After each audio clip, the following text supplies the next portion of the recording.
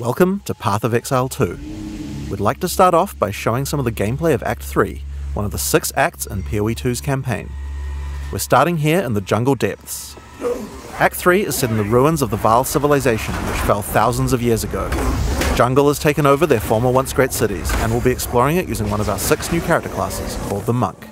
In PoE 1 we had one character class for each of the combinations of Strength, Dexterity, and Intelligence. When looking at the design of PoE 2 though, we realised that many of the new skills that we were trying to design just didn't really fit thematically with the existing classes that we have. Being a spellcaster with a bear form makes sense for Strength Int, but it doesn't really sound like something that a Templar would do. We realised that since we had new mechanics for every attribute combination, it actually made sense to design new character classes to explore the new themes. In PoE 2, every attribute combination has 2 classes associated with it. Strength Int has the Templar or the Druid, on Dexterity you have the Ranger or the more spare-focused Huntress, and on Dex Int you have the Shadow and the Monk, which Mark is playing here. Each class has its own 3 ascendancies that let you further specialise the class in the way that only that class has access to, but they both start at the same location in the passive tree. The quest rewards you're offered on the 2 variants are tailored to the class, but of course this is PoE. You can still mix and match anything to your heart's content.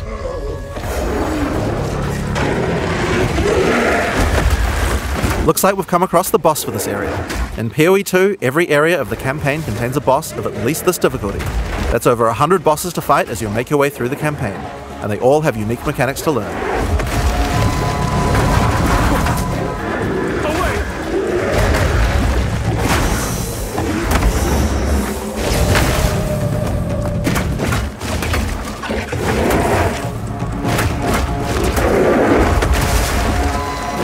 As you've seen from watching Mark fighting, the melee combat in PoE 2 has a very different feel than before.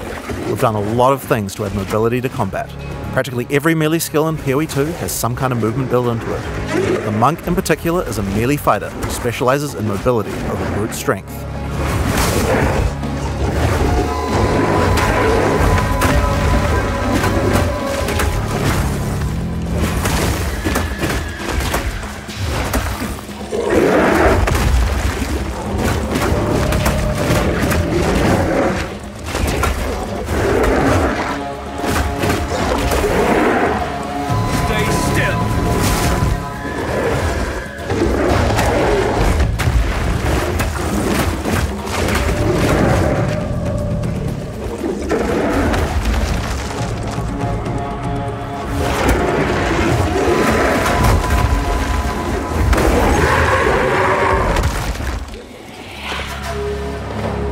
So, as Mark has been playing, you might have noticed these blue markers over enemies.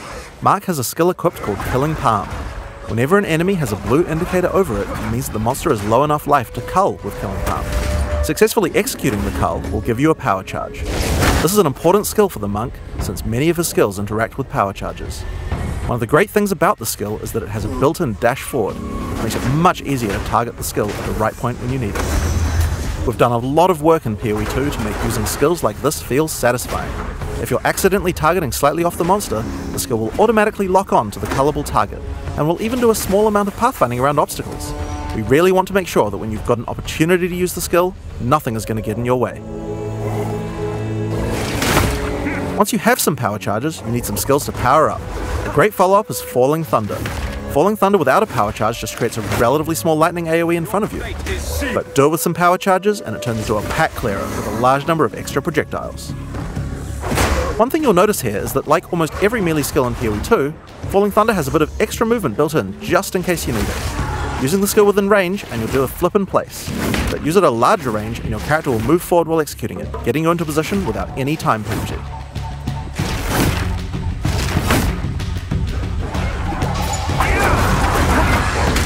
In PoE 2 you also get a short period to redirect your target.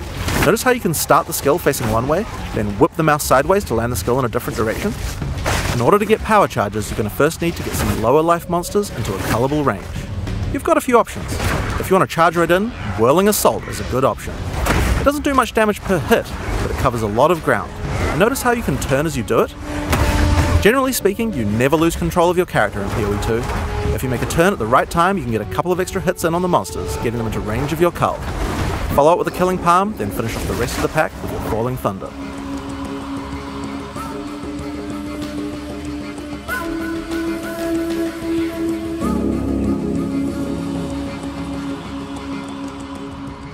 We've now entered the Vaal Mechanarium. This is the place where the Vaal built the various constructs they relied on to power their civilization. Now this is a find! A Vaal ruin that hasn't been looted? I wonder why nobody's been in here before. One useful feature that we've added is the ability to call in NPCs to where you are, to give you more information, help you with quest objectives, and so that you don't have to always go back to town. In this case, we'll call in Alva to find out what to do. This mechanism, if powered with a small soul core, it could open that door. There should definitely be soul cores somewhere around here. They had to power these constructs somehow. As Alpha said, we need to find a soul core to open this door. Let's explore. If you want to shave off some life without getting too close to some of the more dangerous monsters, a good option is Wind Blast.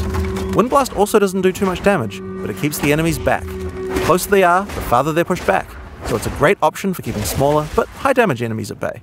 Note that the bigger the enemy is, the less they'll be pushed back, so trying to push back some giants isn't going to be effective. And there's the soul core.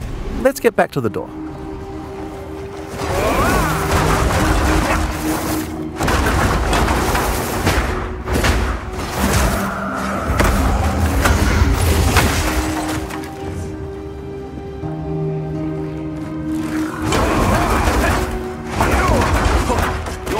Is sealed.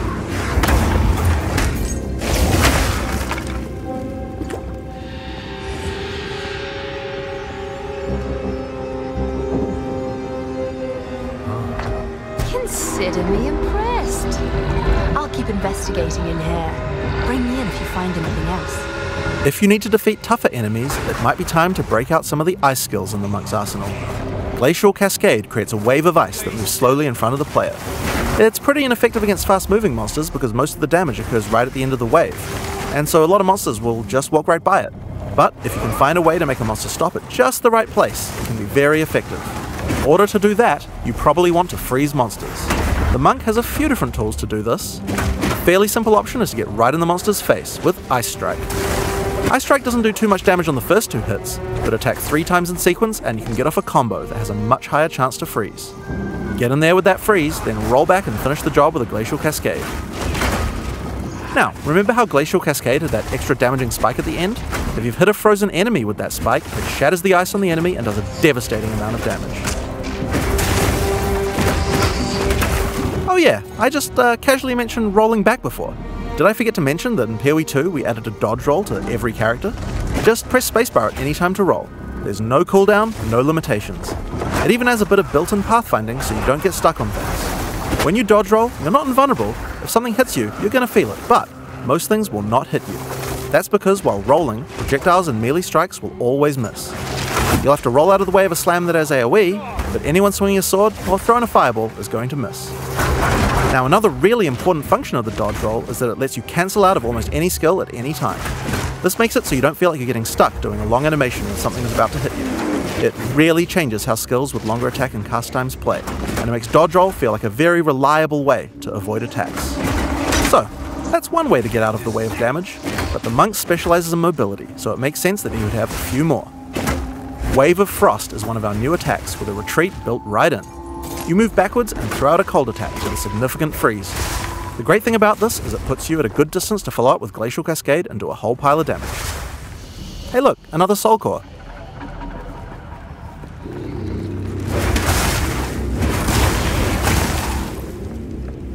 Another skill you can use to get some extra freeze is Shattering Palm. Shattering Palm is another palm strike that puts a small ice bomb on your target. Kill or deal enough damage to the target and the bomb will explode, doing some damage and a significant freeze. It's a great option against bosses where the wave of ice might not be enough to get that freeze off, but you really want to get that Glacial Cascade damage bonus. Get back!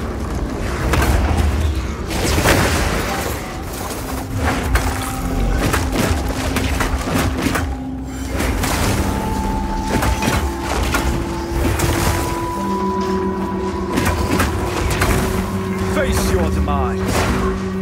The final skill we're going to show you today is Flicker Strike. It's a monk skill now, and another skill that consumes power charges. If you've played PoE 1, you know what to expect. It's a great finisher for tough boss fights, and it looks pretty impressive too. Face your demise.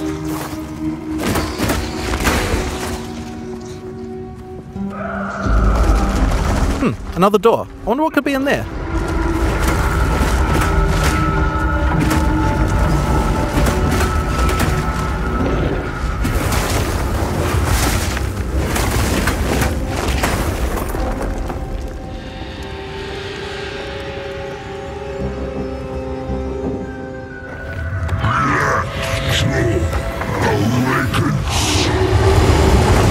In order to take down this boss, we're going to need all the tools in the monk's arsenal, especially the combo of Freeze and Glacial Cascade.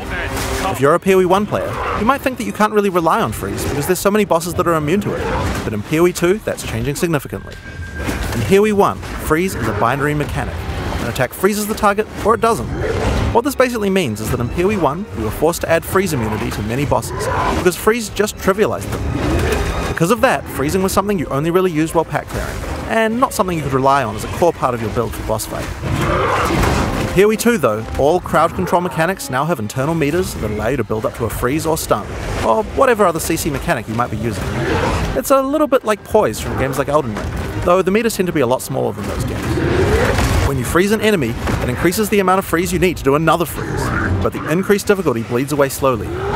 More freeze will always let you freeze the boss more often, but this system means it will not get out of control in party play or interact badly with other CC mechanics, allowing us to let these kinds of mechanics actually work against all bosses.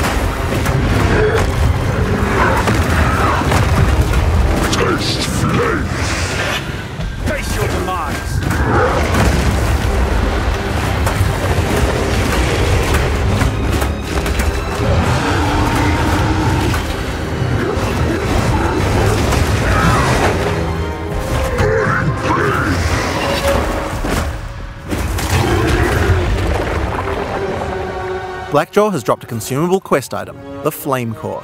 It's a permanent +10 to Spirit. In PoE 2, we really want to make sure that you feel rewarded for exploration. It wouldn't be much good if we made all these awesome optional bosses if we didn't have something great to find for killing them. One of the things you might find for killing a boss is a permanent stat bonus to your character. Your end comes.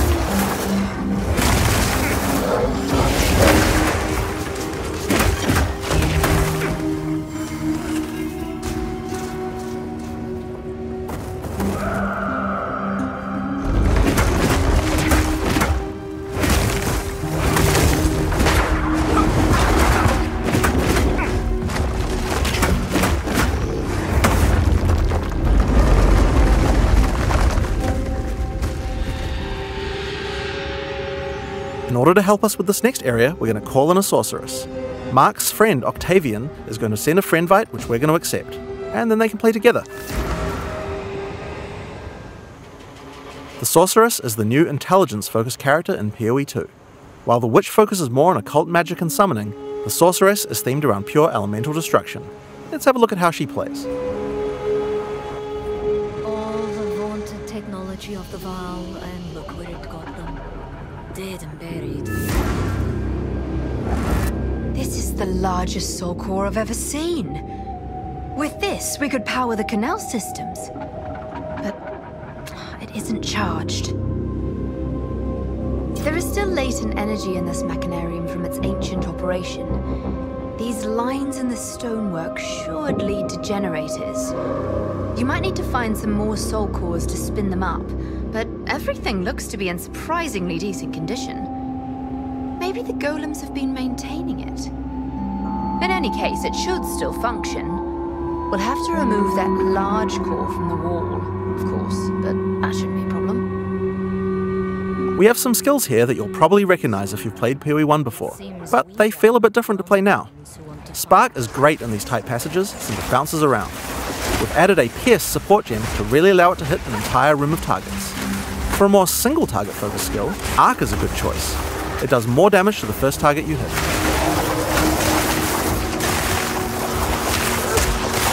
Now, if you find yourself surrounded, it might be good to use Ice Nova. It hits all enemies around you and slows them down with chill. Just be careful. Getting up close and personal isn't the ideal place for a sorceress to be. She doesn't have the defenses of a more melee-oriented character.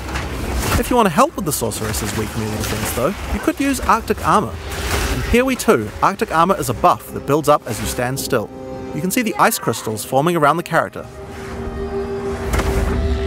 They'll drop off if you walk. When monsters hit you, they take cold damage and build up to a freeze, so it's a great defense. Just be careful. You have to be standing still for a little while to get the full effect, so trying to stutter step isn't the best strategy. Now, Arctic Armor is an ongoing buff, but did you notice it didn't reserve any mana? How does that work? Well, we were pretty sick of the fact that in PoE 1 basically every character was playing with no mana pool, so we decided to change the way that reservation works. There's a new resource in PoE 2 called Spirit. Spirit is a dedicated resource you can use for ongoing effects like Arctic Armor, Heralds, Auras, or even Minions. Everyone starts with 100 Spirit, which is enough for most ongoing effects. But if you want more than one effect, you're going to need some more Spirit. Spirit is available on mods from items and on the passive tree. But if you're willing to give up your offhand slot, the easiest way to get it is by holding a Scepter.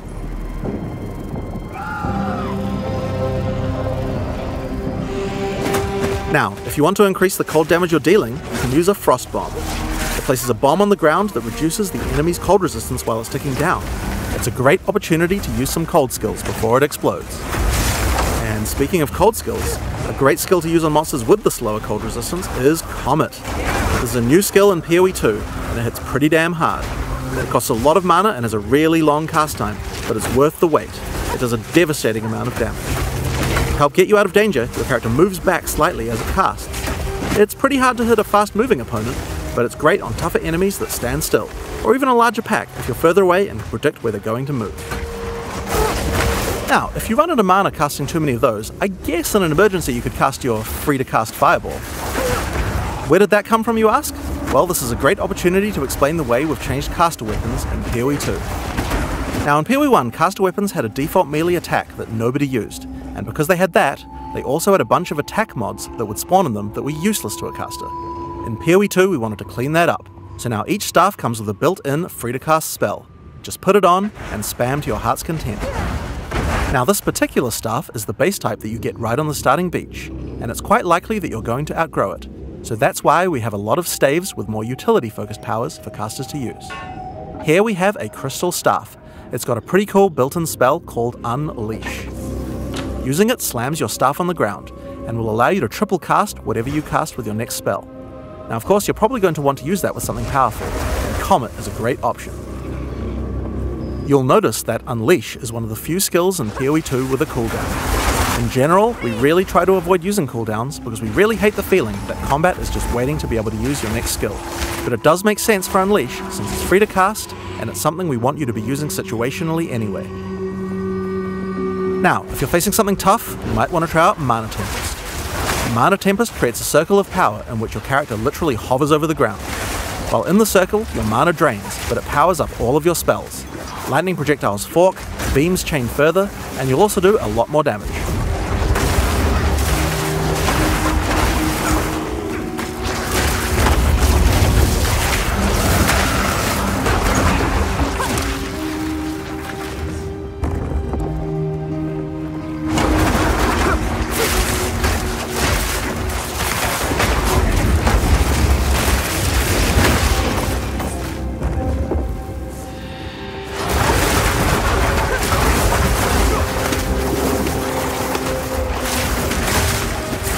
So with all of these skills, here's a great combo to try.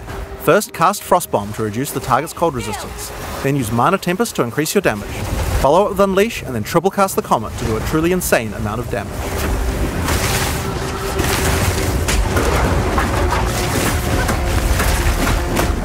I need more time.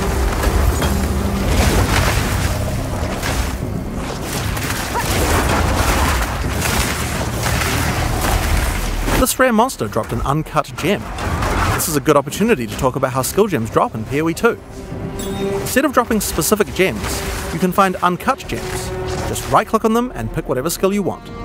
The gem will come pre-leveled to the level of the area that dropped it, so it's a lot easier to change between skills in PoE 2. This time, I think it might be cool to grab one of our meta gems. Meta gems are skills that can have other skills socketed into them, changing how they work. In this case, we're going to select Cast on Shock. Now, let's equip this thing in the skill screen and choose a spell to trigger with it. I think Comet might be fun.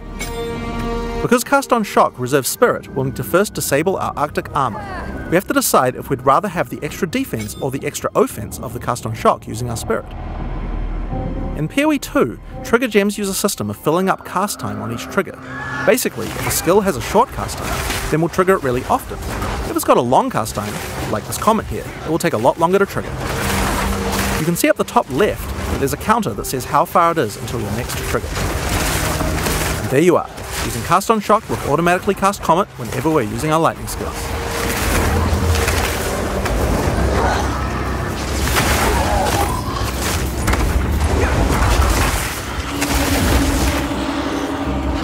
So we've found the generator. Time to power it up.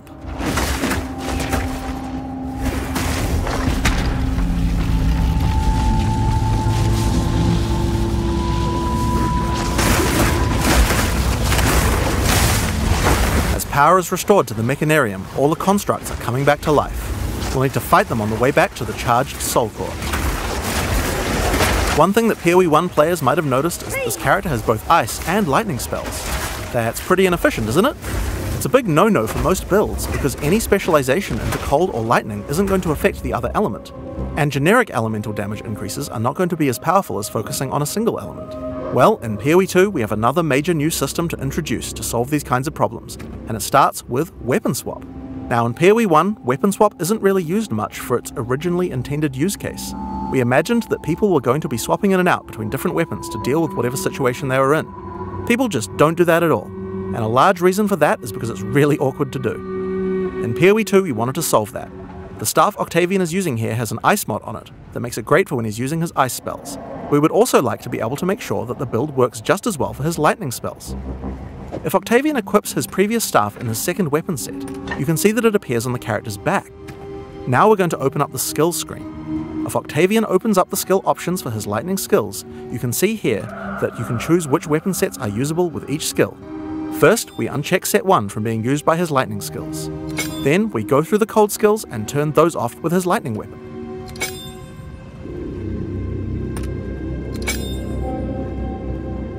Now, when we use Spark, the character will automatically switch to the lightning staff on his back, and then use the skill. When Octavian uses Ice Nova, his character automatically switches over to his ice staff before using it. Figure each skill for which set to use, or both if you don't mind which. There's a very short time penalty to switching, so it can be good to leave some skills on both sets if it doesn't matter which weapon set you're using. But we still have the problem of passives. Wouldn't it be nice if we could specialize in both cold and lightning passives on the character? Well, in PoE 2 you can. We're on the passive skill screen here, and you can see that we're close to both a cold and a lightning cluster. At the top right of the screen, you can see where we have some weapon set specific points to allocate. If Octavian holds shift, he can allocate set 1 to the cold passives, and then allocate set 2 to the lightning passives. Now check this out. As we weapon swap, our passive tree changes from one build to the other automatically. Whenever we cast the appropriate spell, the character's passives reconfigure on the fly to the correct build for that spell. Now you can't do this with every passive on your tree. Only points granted from skill books will allow this kind of dual specialization, so you can't change from a mace-slamming warrior into a fire elementalist with the press of a button, but it certainly increases the number of options you have for builds. There's a huge number of places where the system can shine. You could augment your Dagger Shadow build with traps, or have a great curse setup on your Witch in one spec and then move to your Chaos Debuff spells with the other. It really opens up your options. I need more time.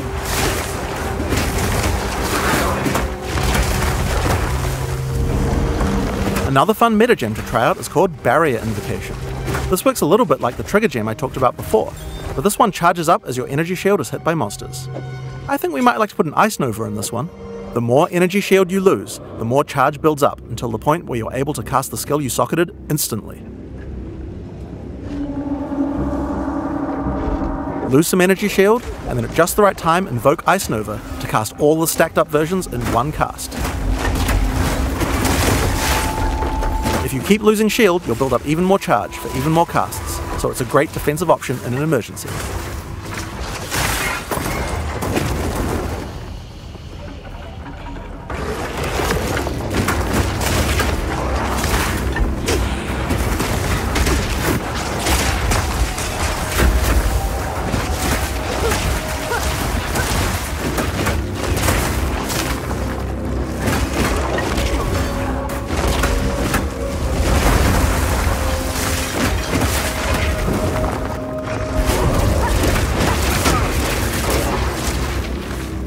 Here we are, back at the charged Soul Core. All we have to do now is take it. How hard could that be? Oh dear. Now we just have to remove it from that construct. I'll, give that to you. Get back!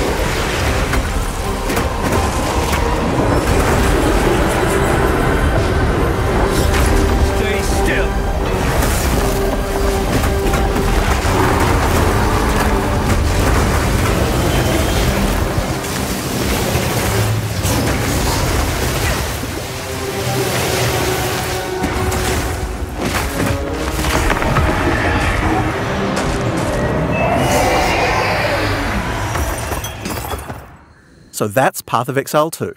Your next question is likely to be, when is the beta? Well, we're in our last year of development, finishing acts, adding skills, and balancing everything. The closed beta will start on June 7th, 2024. Path of Exile 2 has been a long time coming, and we're incredibly excited to be near the finish line, but we're not quite there yet. We are determined not to rush this and make sure that we get it right. Thanks for watching.